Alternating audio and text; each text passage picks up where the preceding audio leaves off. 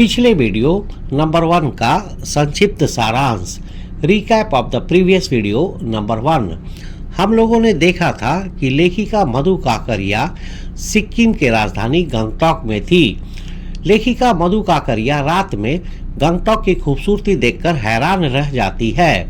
उन्हें ऐसा लगता है जैसे आसमान के तारे जमीन पर उतर आए हों।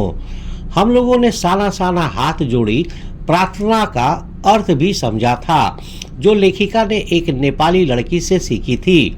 इस प्रार्थना का मतलब है कि लेखिका अपने जीवन को अच्छाई करने के लिए समर्पित करना चाहती है। हम लोगों ने यह भी देखा था कि लेखिका जब सुबह बालकनी से कंचनजंगा चोटी को देखना चाहती थी, लेकिन बादल होने की वजह से वह उसे देख नहीं पाई, पर उन्हें वहां तरह तरह के रंग बिरंगे फूल देखने को मिले। अब इससे आगे लेखिका मधु काकरिया की गैंगटॉक से युमथांग की आगे की यात्रा की कहानी को देखते हैं। बहरहाल गैंगटॉक से 149 किलोमीटर की दूरी पर युमथांग था। युमथांग यानी घाटियां सारे रास्ते हिमालय की गहनतम घाटियां और फूलों से लदी वादियां मिलेंगी आपको। ड्राइवर कम गाइड जितेन नार्गे मुझे बता रहा था, क्या वहां बर्फ मिलेगी? मैं बचकाने उत्साह से पूछने लगती हूँ, चलिए तो। व्याख्या: गैंगटॉक से युमथांग, जिसका अर्थ घाटियां होती है। गैंगटॉक से 149 किलोमीटर दूर एक और बहुत सुंदर जगह थी जिसका नाम था युमथांग। लेखिका के साथ एक ड्राइवर जो कि गाइड भी था, जिसका नाम जितेन नॉर्गे था। उसने बताया कि युमथांग का मतलब घाटियां होता है। उसने यह भी बताया कि रास्ते में हिमालय के ऊंचे ऊंचे पहाड़ों की गहरी घाटियां और फूलों से भरे सुंदर मैदान मिलेंगे। यह सुनकर लेखिका बहुत खुश हो गई। उसने बच्चों की तरह उत्सुक होकर पूछा, क्या वहां बर्फ भी मिलेगी? ड्राइवर और गाइड जितेन नॉर्गे ने कहा, चलिए तो, और सब लोग अपनी गाड़ी में बैठकर आगे बढ़े। जगह जगह गदराए पाइन और धूपी के खूबसूरत नुकीले पेड़ों का जायजा लेते हुए हम पहाड़ी रास्तों पर आगे बढ़ने लगे कि एक जगह दिखाई दी। एक कतार में लगी सफेद सफेद बौद्ध पताकाएं किसी ध्वज की तरह लहराती, शांति और अहिंसा की प्रतीक ये पताकाएं, जिन पर मंत्र लिखे हुए थे। नार्गे ने बताया, यहाँ बुद्ध की बड़ी मान्यता है। जब भी किसी बुद्धिस्ट की मृत्यु होती है, उसकी आत्मा की शांति के लिए शहर से दूर किसी भी पवित्र स्थान पर 108 श्वेत पताकाएं फहरा दी जाती है। नहीं, इन्हें उतारा नहीं जाता। यह धीरे धीरे अपने आप ही नष्ट हो जाती है। कई बार किसी नए कार्य की शुरुआत में भी ये पताकाएं लगा दी जाती है, पर वे रंगीन होती है। नार्गे बोलता जा रहा था और मेरी नजर उसकी जीभ में लगी दलाई लामा की तस्वीर पर टिकी हुई थी। कई दुकानों पर भी मैंने दलाई लामा की ऐसी ही तस्वीर देखी थी। व्याख्या और अर्थ: लेखिका मधु काकरिया जब गैंगटॉक से युमथांग की ओर आगे बढ़ती है तो उन्हें रास्ते में सफेद सफेद पताकाएं, व्हाइट झंडे और रंगीन पताकाएं, कलर झंडे मिलते हैं। रास्ते में उन्होंने पाइन और धूपी के बहुत सारे ऊंचे ऊंचे पेड़ देखे, जिनकी पत्तियां नुकीली थी। ये पेड़ बहुत सुंदर लग रहे थे।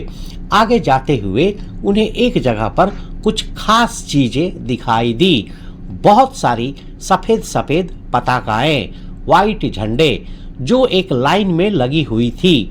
ये पताकाएं झंडों की तरह हवा में लहरा रही थी। इन पर कुछ मंत्र लिखे हुए थे। उनके ड्राइवर और गाइड नॉर्गे ने बताया कि ये झंडे शांति और अहिंसा का निशान है। उन्होंने यह भी बताया कि जब यहाँ किसी बुद्धिस्ट की मौत हो जाती है तो उसकी आत्मा को शांति मिले, इसके लिए शहर से दूर किसी अच्छी जगह पर 108 सफेद पताकाएं लगाई जाती है। ये पताकाएं अपने आप ही धीरे धीरे खराब होकर खत्म हो जाती है। इन्हें कोई उतारता नहीं है। नॉर्गे ने यह भी बताया कि अगर कोई नया काम शुरू करना हो तब भी पताकाएं लगाते हैं, लेकिन तब वे रंगीन कलर्ड होती है, सफेद नहीं, वाइट नहीं, रंगीन कलर्ड होती है। यह सब सुनते समझते हुए लेखिका की नजर गाड़ी में लगी दलाई लामा की एक तस्वीर पर टिकी हुई थी। उन्होंने वैसी ही तस्वीर कई दुकानों पर भी देखी थी।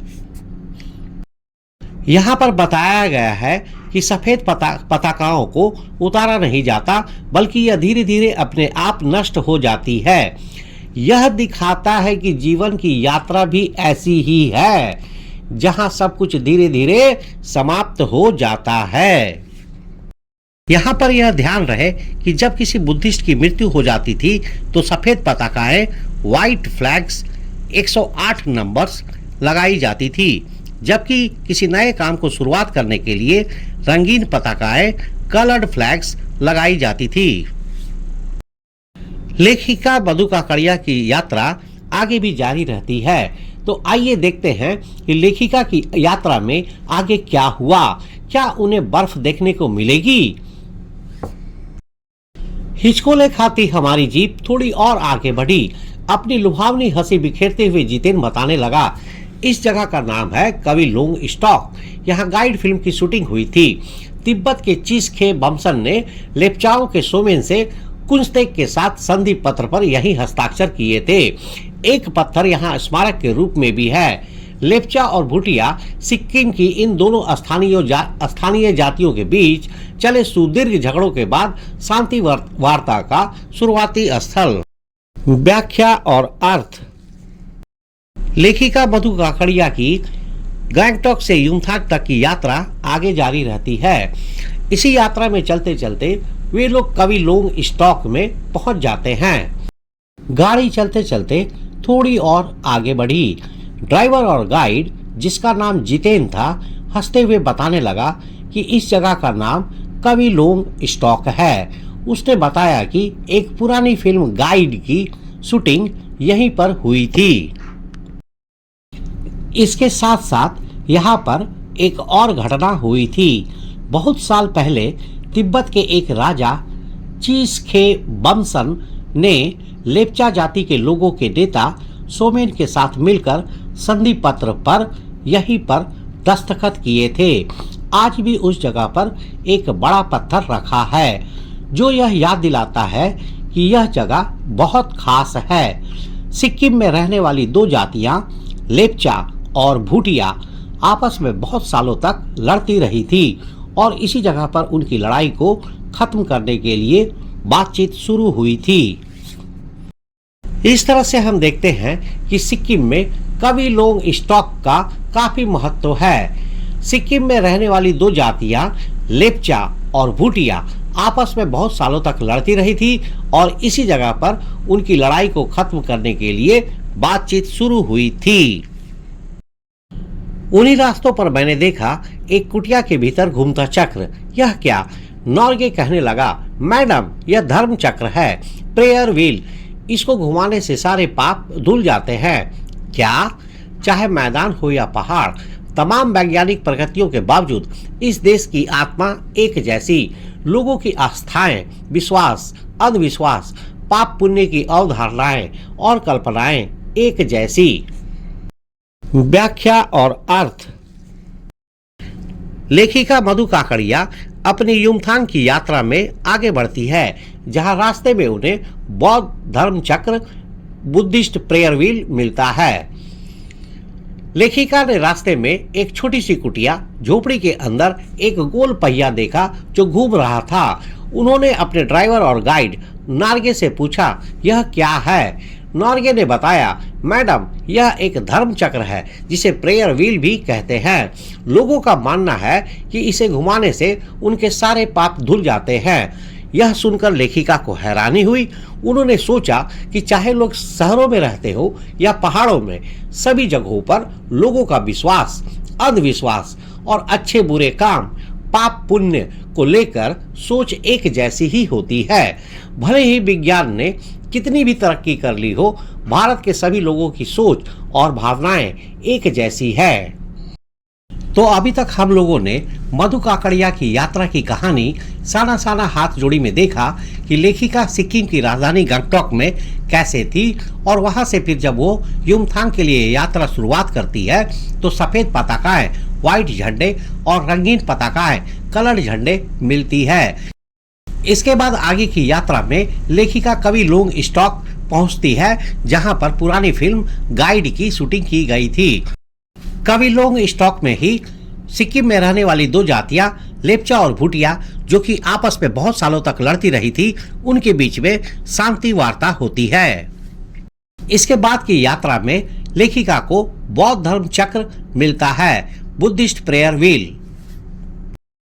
मल्टीपल चॉइस क्वेश्चंस, बहुविकल्पीय प्रश्न, MCQ। प्रश्न 1, युमथांग का शाब्दिक अर्थ क्या है? फूलों का मैदान, घाटियां, बर्फीले पहाड़, स्वर्ग। सही उत्तर घाटियां। प्रश्न संख्या 2, सिक्किम में जब किसी बुद्धिस्ट की मृत्यु हो जाती है तो उसकी आत्मा की शांति के लिए शहर से दूर कितनी पताकाएं लगाई जाती है? 100, 108, 111, 120। सही उत्तर 108। प्रश्न संख्या 3, नए कार्य की शुरुआत करने पर कौन से रंग की पताकाएं लगाई जाती है? सफेद, काला, रंगीन, नारंगी। सही उत्तर रंगीन।